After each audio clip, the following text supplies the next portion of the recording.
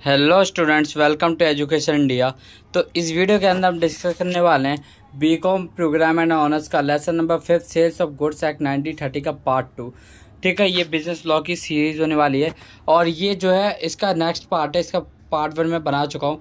अगर आपने नहीं भी देखा तो आप जाके पहले वो देखना, तब आपको ये चैप्टर समझ में आएगा। फिर इसके बाद एक और पार्ट आएगा, फिर देन ये चैप्टर जो है ख़त्म हो जाएगा। ठीक है, अब देखो मैं छोटे छोटे पार्ट बना रहा हूँ ताकि आपको अच्छे से समझ में आ जाए। ठीक है, देखो सबसे पहले हम बात करते हैं। हमने देखो पिछली वीडियो में क्या क्या पढ़ लिया था, पहले हम वो डिस्कस कर लेते हैं। पिछली वीडियो में हमने इंट्रोडक्शन जान लिया था सेल्स ऑफ गुड्स एक्ट के बारे में और उसकी कुछ टर्म्स भी जानी थी। ठीक है, कुछ टर्म्स कंपोनेंट्स बोलो, ठीक है, वो हमने जाने थे। तो उसके अंदर हमने क्या क्या पढ़ा था, उसके अंदर हमने गुड्स पढ़े थे कि गुड्स क्या होता है। ठीक है, क्या क्या गुड्स के अंदर इंक्लूड होते हैं, कितने तरह के गुड्स होते हैं, टाइप्स ऑफ गुड्स पढ़े थे। ठीक है, और ऐसे ही एक दो सब टॉपिक और पढ़े। ठीक है, तो ये हमने पिछली वीडियो में डिस्कस कर लिया था।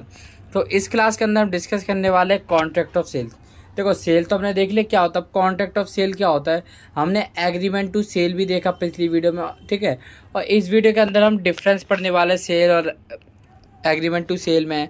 ठीक है, सेल और हायर परचेज में डिफरेंस, कॉन्ट्रैक्ट ऑफ सेल पढ़ने वाला। ठीक है, तो ये जो टॉपिक्स है हम इस वीडियो के अंदर कंप्लीट क्लियर करने वाले हैं। ठीक है, तो कॉन्ट्रैक्ट ऑफ सेल क्या होता है। बेसिकली आप अगर कोई भी कॉन्ट्रैक्ट बनाते हो किसी भी सेल के लिए, सेल पर्पस के लिए अगर कोई भी आप कॉन्ट्रैक्ट मेक करते हो, बनाते हो, तो उसे हम कॉन्ट्रैक्ट ऑफ सेल कहते हैं। Under section 4 of sales of goods act a contract sale has been defined. देखो सेक्शन 4 कहता है सेल्स ऑफ गुड्स एक्ट का कि कॉन्ट्रैक्ट की डेफिनेशन डिफाइंड है। Whereby the seller transfer agree to transfer the property to the buyer for a period. देखो simply समझो कि सेल्स ऑफ गुड्स एक्ट के अंदर सेक्शन 4 है, वो कहता है किस कॉन्ट्रैक्ट ऑफ सेल के बारे में। उसमें क्या डेफिनेशन दी गई, उसमें दी गई जहां पर कोई भी पर्सन या कोई भी सेलर किसी पर्सन को, दूसरे पर्सन को या बायर को किसी एक पीरियड पर कोई भी गुड्स ट्रांसफर कर देता है या एग्री करता है कि वो उसे ट्रांसफर करेगा, कोई भी प्रॉपर्टी गुड्स में उसे ट्रांसफर करेगा या ट्रांसफर कर चुका है, यानी बेचेगा या बेच चुका है, तो उसे हम क्या कहेंगे, sales of contract of sale कहेंगे। ठीक है, देखो फॉर एग्जांपल ए और बी। अब ए है शॉपकीपर, बी ठीक है पर्सन है। अब देखो ये है सेलर और ये है बायर। ठीक है, अब ये क्या हुआ, ये इसके पास गया कोई सा भी आइटम, मान लो ये रेफ्रिजरेटर बेचता है, ठीक है, फ्रिज इलेक्ट्रॉनिक वगैरह बेचता है। तो बी इसके पास गया, ए के पास, और एक कॉन्ट्रैक्ट बनाया कि भाई मुझे चाहिए रेफ्रिजरेटर यानी फ्रिज। ठीक है, अब ए ने क्या कर दिया, ए एग्री हो गया कि वो ट्रांसफर करेगा, यानी ए क्या हो गया, A agrees to transfer the property to the buyer. ठीक है, उसने कहा कि मैं तुम्हें ये डिलीवरी दे दूंगा, यानी उसने क्या किया, अब तक कॉन्ट्रैक्ट ऑफ सेल बनाया। तो इसे ही हम कॉन्ट्रैक्ट ऑफ सेल कहते हैं। कॉन्ट्रैक्ट ऑफ सेल और एग्रीमेंट दोनों अलग अलग चीज होती हैं। ठीक है, एग्रीमेंट का मतलब होता है कि आपसे भी एग्री होते हो। एग्रीमेंट कभी भी चेंज हो सकता है बट कॉन्ट्रैक्ट चेंज नहीं हो सकता। अब जो कॉन्ट्रैक्ट ऑफ सेल है वो दो तरह से हो सकता है basically, a sale and agreement to sale. एक होता है सेल और एक होता है एग्रीमेंट टू सेल। सेल का मतलब आपने मान लो बी आया, ए ने फौरन से डिलीवरी दे दी, जब भी उसको बेच दिया, कैश वगैरह सब कुछ पेमेंट वगैरह ले ली। अब एग्रीमेंट टू सेल यानी उसने एग्रीमेंट बनाया कि वो कब तक डिलीवरी करेगा, कब तक पेमेंट लेगा, तो उसने एक एग्रीमेंट बनाया। ठीक है, according to section 4 subsection 3 of sales has been defined as where the seller transfer the property in the goods buyer at the when contract of sale made agreement to sell। देखो simple समझो, section 4 subsection 3 के अंदर है cell की definition. Cell क्या है, cell जहाँ पे कोई भी सेलर बायर को जिस टाइम वो कॉन्ट्रैक्ट ऑफ सेल बनाते हैं उसी टाइम उसे जो प्रॉपर्टी है उसको ट्रांसफर कर देता है, उसके राइट दे देता है, उसको पोसेशन दे देता है उस गुड्स के, तो उससे हम क्या कहते हैं, सेल कहते हैं। ठीक है, मान लो हमने कोई भी चीज, कोई भी, जैसे ए और बी था, बी गया ए की शॉप पे, तो ए ने क्या फौरन उसे क्या कर दिया, बेच दिया। ठीक है, उसे पोजीशन दे दिया, यानी उसे राइट दे दिया इस गुड्स का। ठीक है, तो इसे हम सेल कहते हैं। अब देखो एग्रीमेंट टू सेल का मतलब होता है, agreement to sale has been defined as where the seller agrees to transfer the property. देखो एग्रीमेंट टू सेल का मतलब जहाँ पर सेलर एग्री होता है कि वो जो प्रॉपर्टी है वो उसे ट्रांसफर करेगा।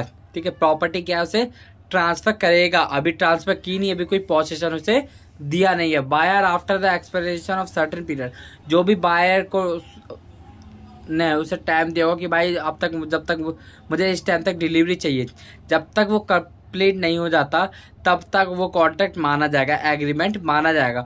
और फिर उसके बाद क्या, जो भी कंडीशन होगी उस टाइम को लेके बायर की, वो सेलर मानेगा। इसे ही हम कॉन्ट्रैक्ट ऑफ सेल कहते हैं। For example, a cash transaction in which goods are immediately purchased and stock instead of sale, while forward contracts on the stock exchange agreement purchase on the future date is instead to way। देखो, कोई भी cash transaction की, ठीक है, आपने क्या कर दिया, इमीडिएटली क्या कर दिया, कुछ परचेज कर लिए, ठीक है, उसको क्या कर दिया, सेल कर दिया। कोई भी मान लो आपने शेयर परचेज कर लिए, ठीक है, शेयर परचेज किए, शेयर को आपने स्टॉक एक्सचेंज में, स्टॉक मार्केट में लगा दिया, ठीक है। अब वहाँ पे कोई पर्सन से आप एग्रीमेंट करते हो, ठीक है, कि भाई वो आप उसे क्या है, बेचोगे, ठीक है, या आप उससे खरीदोगे। तो आप बोलोगे भाई मैं फ्यूचर डेट में इस डेट को इतने शेयर खरीदने के लिए एग्री करता हूँ, तो ये क्या है, एग्रीमेंट टू सेल हो जाएगा। ठीक है, आपको उस टाइम अगर पोजीशन मिल जाता है तो वो सेल कहलाता है। अब डिफरेंस पढ़ते हैं सेल और एग्रीमेंट टू सेल के बीच में।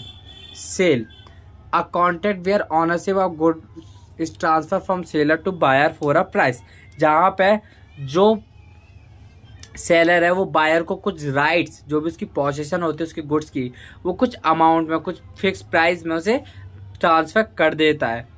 इमीडिएट होता है यानी जल्दी होता है, जिस टाइम आता है, जिस टाइम कॉन्ट्रैक्ट ऑफ सेल बनता है उसी टाइम हो जाता है। On buyer after delivery, buyer को डिलीवरी मिल जाती है। Buyer can sue for damage, अगर उसे कोई भी डैमेज हुआ है उसके गुड्स में तो बायर उसके खिलाफ केस कर सकता है, स्यू कर सकता है। Must be made before at the time of sale, यानी कॉन्ट्रैक्ट ऑफ सेल के बाद बनाया जाता है। ट्रांसफर टू बायर, बायर को ट्रांसफर किया जाता है, ऑटोमेटिकली प्रोवाइड किया जाता है सेल्स ऑफ गुड्स एक्ट के अंदर।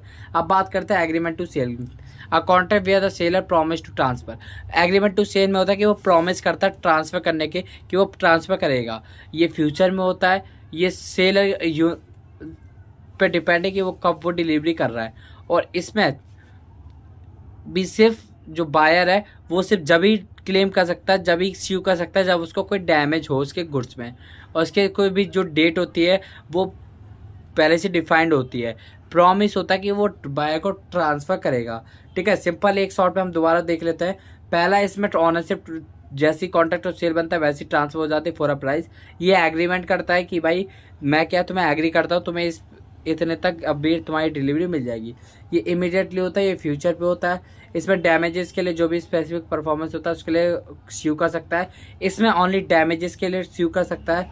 ये क्या है, बिफोर सेल के बनाया जाता है, यानी कॉन्ट्रैक्ट ऑफ सेल के बाद बनाया जाता है। इसकी एक डेट होती है, ठीक है, जो भी उसकी कंडीशन होती है वो फुलफिल करने के बाद ये automatically sales of goods act के अंडर आ जाता है, और ये प्रॉमिस होता है कि वो उसे प्रोवाइड कराएगा।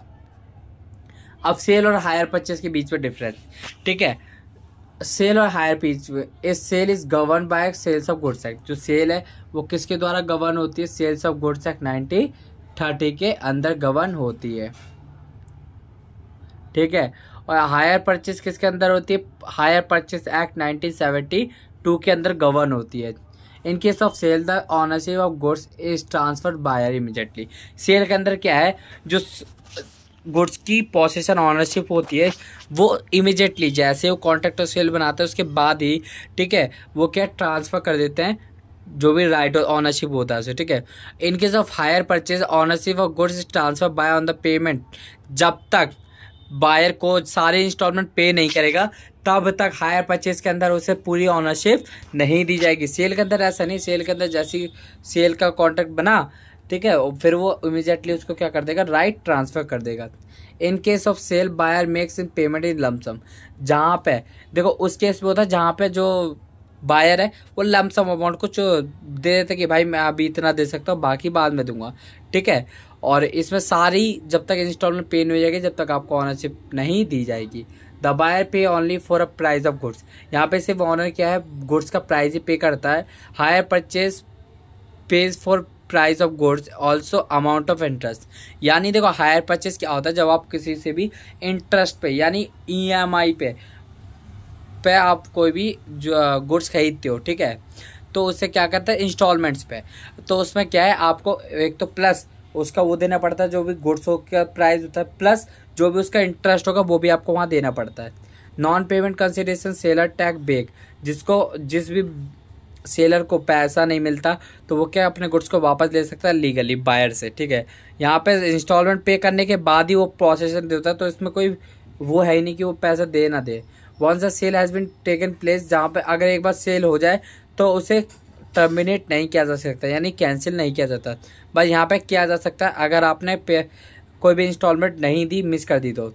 अगर बायर जो इंस्टॉलमेंट बन गया यानी उसका दिवाला निकल गया, रिस्क हो गया उसे, ठीक है, सेलर को रिस्क है कि उसका लॉस हो जाएगा, तो वो क्या कर सकता है, इस पर केस कर सकता है, वो अपने गुड्स को वापस ले सकता है। यहाँ पे इंस्टॉलमेंट निकल गया तो वो क्या कर सकता है, उसे कोई रिस्क नहीं होगा, वो अपने जो है ना उसकी प्रॉपर्टीज़ में से किसी भी चीज़ में से उसका रिकवर कर लेगा। और ये लिवेड होती है इन टैक्स, ठीक है, इसमें टैक्स नहीं होता, लेवी होती है, और इसमें टैक्स लिवाइड होता है, ठीक है।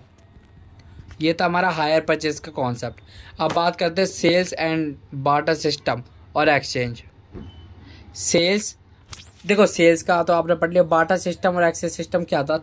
बार्टर सिस्टम एक्सचेंज सिस्टम वो था कि आप जब किसी भी वस्तु के बदले में, यानी वस्तु के बदले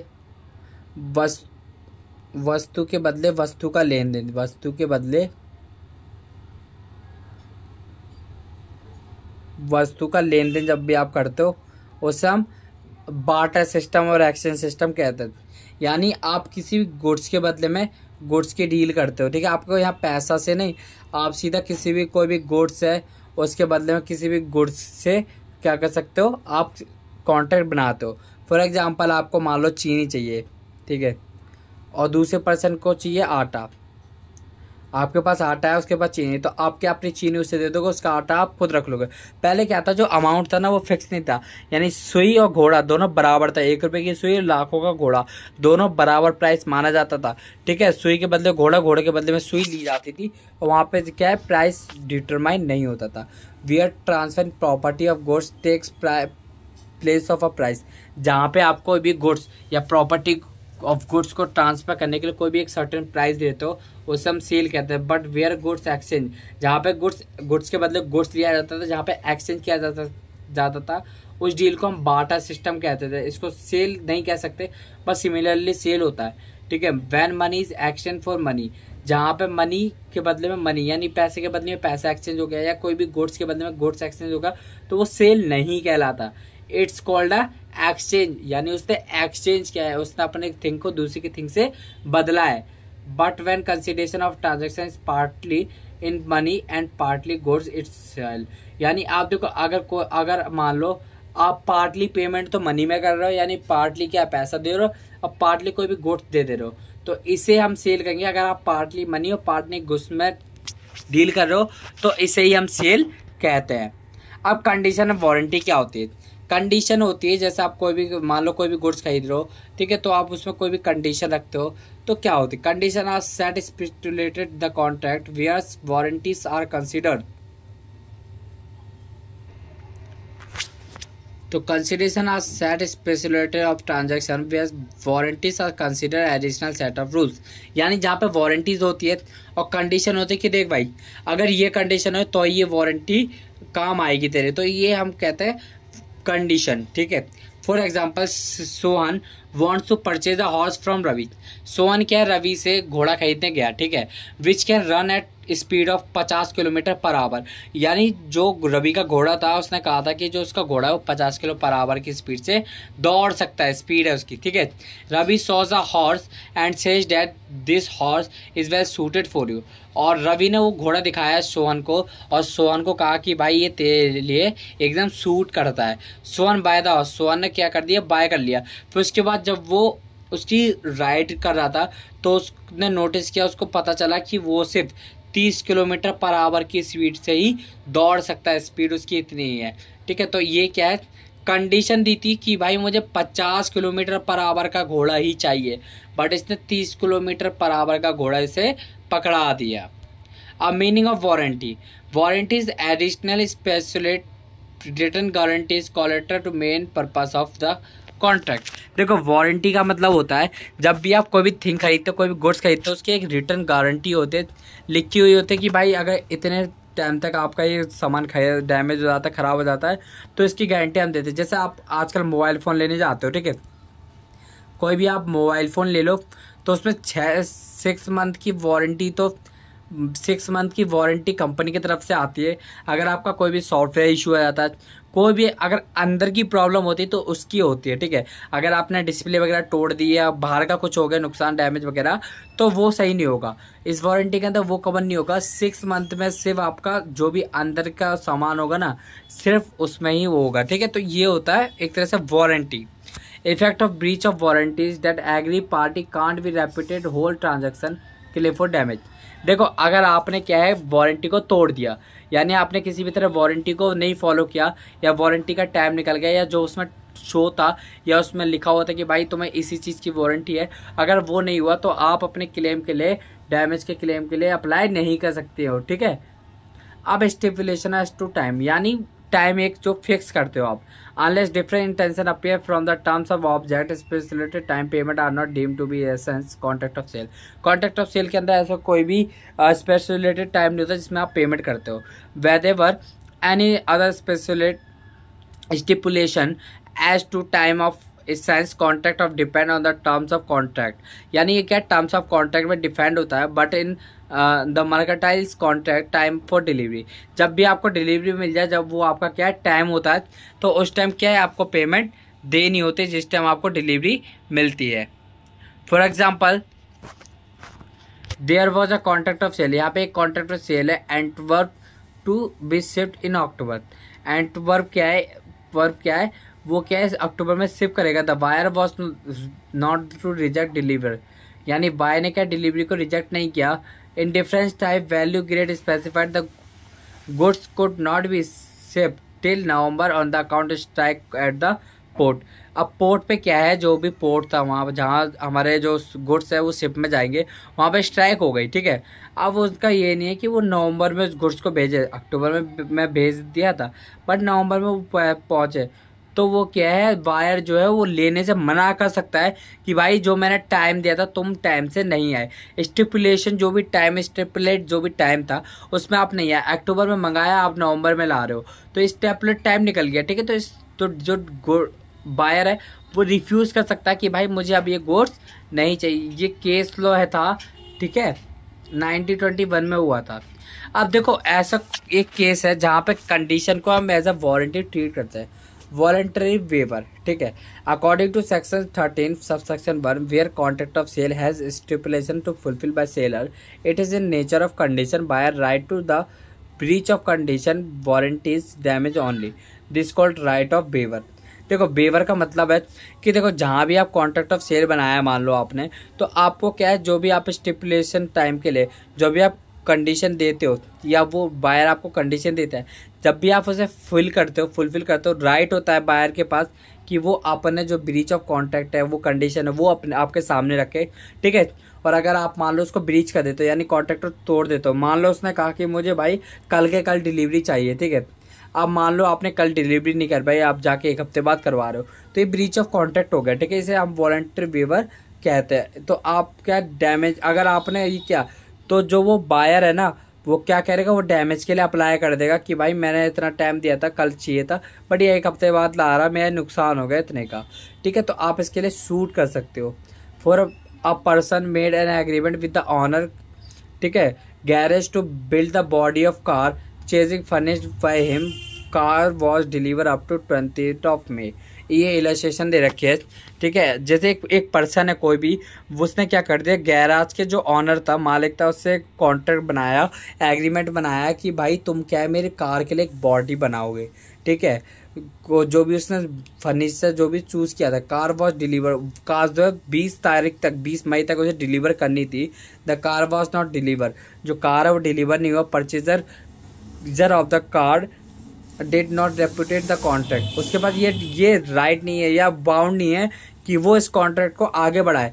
अब मान लो उससे मिल लिए 29 जून को डिलीवरी, ठीक है।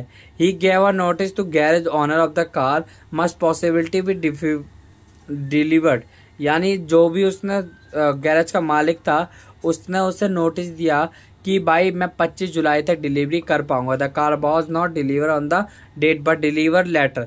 वो डेट को डिलीवर नहीं बट बाद में। The buyer refuse to pay the price.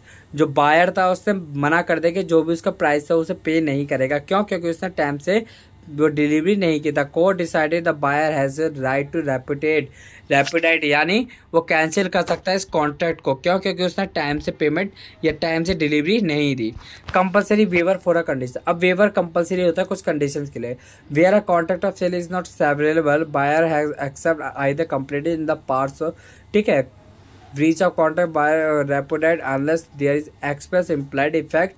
ठीक है, सेक्शन 13 है सबसेक्शन 2। देखो ये कह रहा है कि जहाँ अगर मान लो वहाँ पे आपने कहीं भी आपने टाइमिंग फिक्स नहीं की, भाई मुझे आप इस डेट तक चाहिए डिलीवरी, ठीक है, आपने कोई भी डेट नहीं दी, तो आप वो जब भी लाएगा तब आपको वो एक्सेप्ट करनी पड़ेगी और आप उसके खिलाफ कोर्ट पे केस भी नहीं कर सकते और आप उसे ब्रीच भी नहीं कर सकते इस कंडीशन को। ठीक है, और ये एक्सप्रेस इम्प्लाइड दो तरह से हो सकती है कंडीशन।